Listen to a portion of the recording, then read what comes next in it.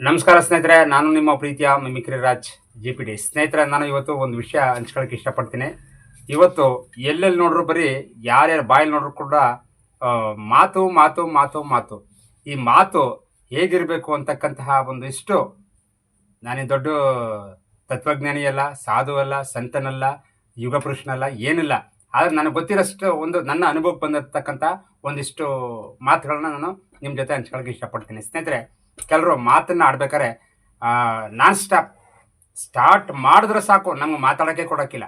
ಅವರೇ ಸುಮ್ಮನೆ ಬಡ ಬಡ ಬಡ ಬಡ ಬಡ ಅಂತ ಮಾತಾಡ್ತಾ ಇರ್ತಾರೆ. ನಮ್ಗೆ ಸ್ಟಾಪೇ ಇಲ್ಲ, ನಾವು ಮಾತಾಡಬೇಕು ಅಂದ್ರೆ ಮಾತಾಡೋಕ್ಕೆ ಆಯ್ತಲ್ಲ. ಹಾಗಾಗಿ ಈ ಮಾತು ಹೇಗಿರಬೇಕು? ಸ್ಫುಟವಾಗಿರಬೇಕು, ಲಯವಾಗಿರಬೇಕು. ಮಾತು ಹಿತಮಿತವಾಗಿ ಕೇಳ್ತಕ್ಕಂಥವ್ರಿಗೆ ಒಳ್ಳೆ ವಿಚಾರ ಇರಬೇಕು, ತೂಕ ಇರಬೇಕು. ಯಾವುದೇ ಒಂದು ವಿಚಾರ ಮಾತಾಡಬೇಕಾದ್ರೆ ತೂಕ ಇರಬೇಕು. ಈ ಅಡಿನೂ ಇಲ್ಲ, ಬುಡನೂ ಇಲ್ಲ, ಮುಂದೂ ಇಲ್ಲ, ಹಿಂದೂ ಇಲ್ಲ, ತುದಿ ಇಲ್ಲ, ಮೊನೆ ಇಲ್ಲ. ಹಾಗಾಗಿ ನಾನು ಇವತ್ತು ನನ್ನ ಸ್ನೇಹಿತರ ಜೊತೆ ನಾನು ಒಂದಿಷ್ಟು ವಿಷಯಗಳನ್ನ ಹಂಚ್ಕೊಳ್ಳೋಕೆ ಇಷ್ಟಪಡ್ತೀನಿ. ಸ್ನೇಹಿತರೆ, ಯಾವುದೇ ಆಗಲಿ, ಸಾಧು ಆಗಲಿ, ಸಂತರಾಗಲಿ ಮತ್ತು ಮಠಮಾನ್ಯಗಳಲ್ಲಿ ಗುರುಗಳಾಗಲಿ, ಅವರು ಭಾಳ ಮೌನಿಯಾಗಿರ್ತಾರೆ. ಮೌನಿ, ಯಾಕಂದರೆ ಮೌನ ಅಂತಕ್ಕಂಥದ್ದು ಬಹಳ ಪ್ರಾಮುಖ್ಯತೆ ಪಡ್ಕೊಂಡಿರ್ತಕ್ಕಂಥದ್ದು, ಭಾಳ ಇಂಪಾರ್ಟೆಂಟ್ ಆಗಿರ್ತಕ್ಕಂಥದ್ದು.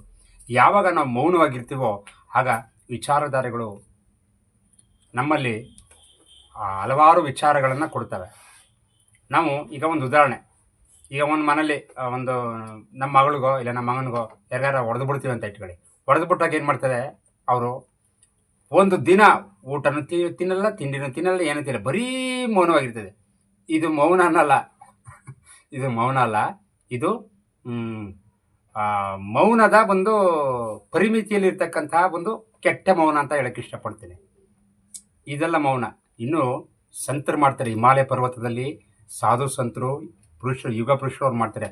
ಅವ್ರು ಮಾಡ್ತಕ್ಕಂತಹ ಮೌನ ಅಂತಕ್ಕಂಥದ್ದು ಭಾಳ ಮುಖ್ಯವಾಗಿರ್ತಕ್ಕಂಥದ್ದು. ಆ ಮೌನದಿಂದ ಇಡೀ ಜಗತ್ತಿನೇ ಶಾಂತಿ ಮಾಡ್ತಕ್ಕಂತಹ ಒಂದು ಶಕ್ತಿ ಆ ಒಂದು ಸಾಧು ಸಂತರಲ್ಲಿರ್ತದೆ. ಹಾಗಾಗಿ ನಾವು ಏನೇ ಮಾತಾಡಬೇಕಾದ್ರೂ, ಹೇಗೆ ಮಾತಾಡಬೇಕಾದ್ರೂ ಹಿತಮಿತ ಭಾಷೆಯಲ್ಲಿ ಮಾತಾಡಬೇಕು.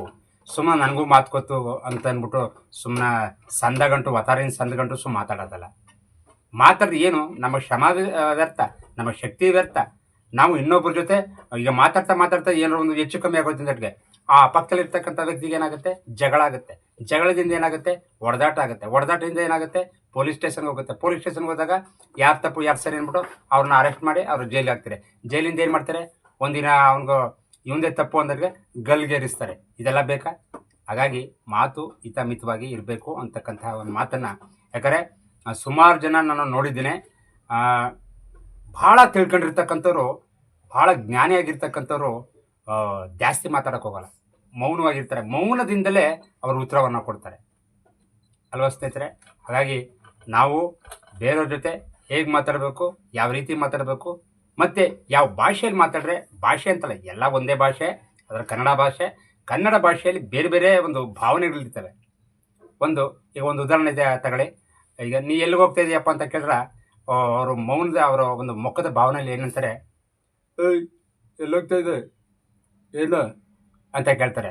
ಇದನ್ನ ಬೇರೆಯವ್ರು ಕೇಳಿದಾಗ ಒಳ್ಳೆ ನಗುಮುಖಾಗಿರ್ತಕ್ಕಂಥವ್ರನ್ನ ಕೇಳಿದ್ರೆ, ಓಹ್ ಏನಪ್ಪ ಎಲ್ಲೋಗ್ತಿದ್ಯಾ?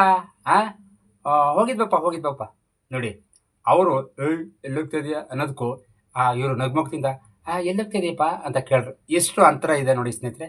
ಅದೇ ಮುಖದ ಭಾವನೆ, ಆ ಒಂದು ಅಂತರಾಂಗದ ಒಂದು ಒಳ ಅರ್ಥ, ಒಳ ಮನಸ್ಸಿನ ಅರ್ಥ ಏನಿದೆ, ಮನಸ್ಸಿಂದ ಇರ್ತಕ್ಕಂಥದ್ದೇ ಬಾಯಿನಿಂದ ಬರ್ತಕ್ಕಂಥದ್ದು. ನೋಡಿ, ಇವತ್ತು ಈ ಬಾಯಿ ಅಂತಕ್ಕಂಥದ್ದು ಮುಚ್ಚಬೋದು, ಆದರೆ ಕಿವಿ ಮುಚ್ಚೋಕ್ಕಾಗಲ್ಲ. ಕಿವಿ ತೆರೆದಿರ್ತದೆ. ಒಳ್ಳೇದನ್ನು ಕೇಳಿಸ್ಕತ್ತೆ, ಕೆಟ್ಟದನ್ನು ಕೇಳಿಸ್ಕತ್ತೆ, ಎಲ್ಲನೂ ಕೇಳಿಸ್ಕತ್ತದೆ. ಒಂದು ಕ್ಷಣ ಕಿವಿ ಮುಚ್ಕೋಬೋದು, ಆದರೆ ಮತ್ತೆ ತೆಗೆದೇ ಇರ್ತದೆ. ಹಾಗಾಗಿ ಬಾಯಿನ ಮುಚ್ಚಿಸ್ಬೋದು, ಕಿವಿನ ಮುಚ್ಚೋಕ್ಕಾಗಲ್ಲ.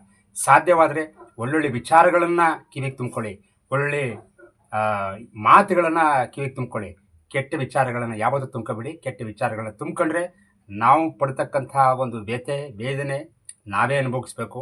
ಹಾಗಾಗಿ ಈ ಒಂದು ಮಾತಿನ ಬಗ್ಗೆ ಒಂದಿಷ್ಟು ಮಾಹಿತಿಗಳನ್ನು ಹಂಚ್ಕೊಂಡೆ. ಇದರಲ್ಲಿ ಏನೋ ಸಣ್ಣ ಪುಟ್ಟ ಲೋಪದೋಷಗಳು ಇದ್ದರೆ ದಯಮಾಡಿ ಕ್ಷಮೆ ಇರಲಿ. ನಮಸ್ಕಾರ ಸ್ನೇಹಿತರೆ, ಧನ್ಯವಾದಗಳು.